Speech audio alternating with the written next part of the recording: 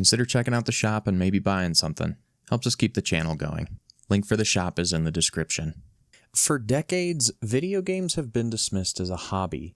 Yet the world's most advanced militaries are using games as valuable training platforms. The controller in a player's hand shares a direct lineage with the complex simulators used to train fighter pilots and tank commanders. It's an important note that not all games are created equal either. Lessons learned in a game like Call of Duty don't really convert into the real world because the emphasis of that game is quick respawns and running and gunning. However, the large-scale strategic sandboxes of games like Arma 3 and Squad, to the tense close-quarters combat of games like Ready or Not, creates a distinction between virtual simulation and real-world operational readiness that is increasingly indistinct. Today's analysis will explore how skills developed and perfected in-game are yielding a tangible, real-world impact. Now, it's important to note the obvious here.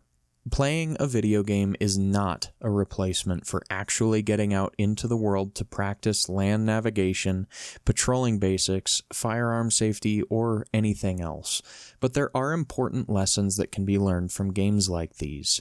The use of military simulators is not a new phenomenon. However, they have historically been purpose-built multi-million-dollar systems, and a significant change has occurred over the last 15 years. Commercial, off-the-shelf video games possess a level of realism in their physics and weapon handling that has rendered them powerful training tools in their own right, especially for the civilian. These games provide a space to practice highly complex decision-making without real-world consequences. Consider Bohemia Interactive, the company that developed the Arma series. Its professional division, called Bohemia Interactive Simulations, builds a military-grade simulator called Virtual Battle Space, or VBS, which is utilized by military forces including the U.S. Army. Now, the commercial version of this, called Arma 3, as well as the recent release Arma Reforger, are so detailed that many service members use it for unofficial training, practicing things like fireteam formations and radio procedure. When a consumer product mirrors its professional counterparts so closely, a new level of depth has been achieved. When simulating large-scale warfare, Arma 3 stands in a class of its own. This is not a fast-paced arcade shooter.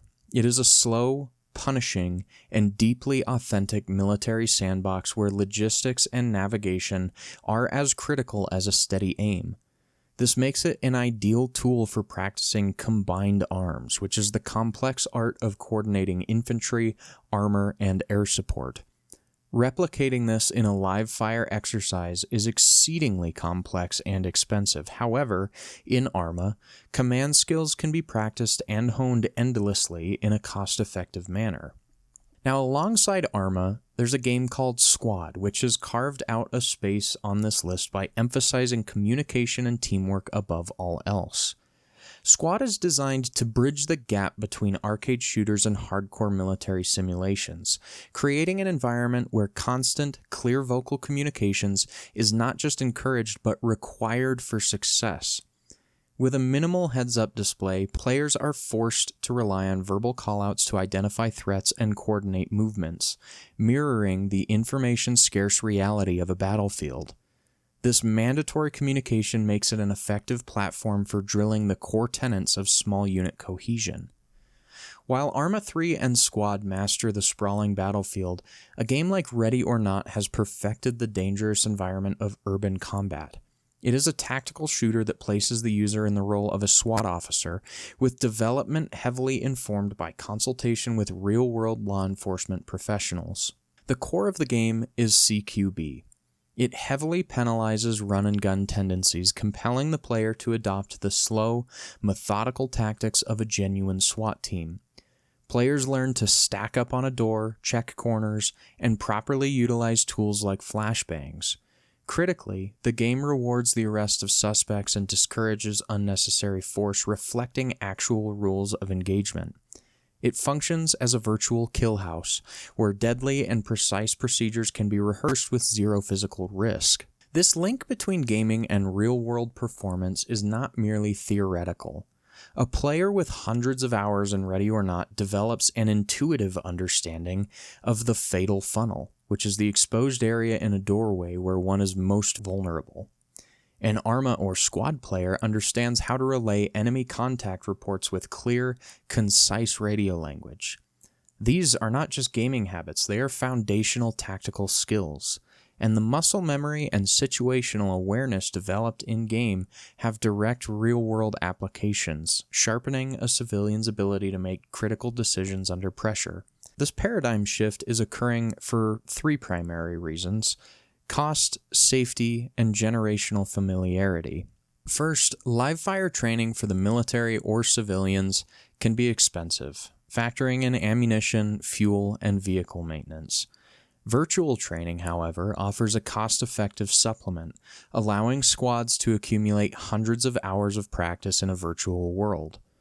Second is the matter of safety. Practicing any high-risk maneuver, such as breaching a booby-trapped structure, is inherently dangerous. Virtual environments permit endless repetition without physical risk to personnel.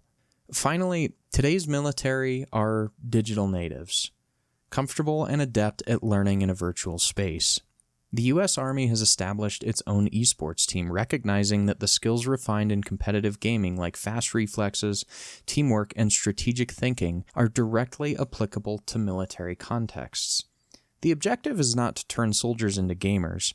It is the recognition that gamers already possess a skill set that can be adapted for military use. The joystick and the rifle are more interconnected than ever. What was once considered a leisurely activity is now actually a serious training tool, informing the strategies of military and law enforcement personnel.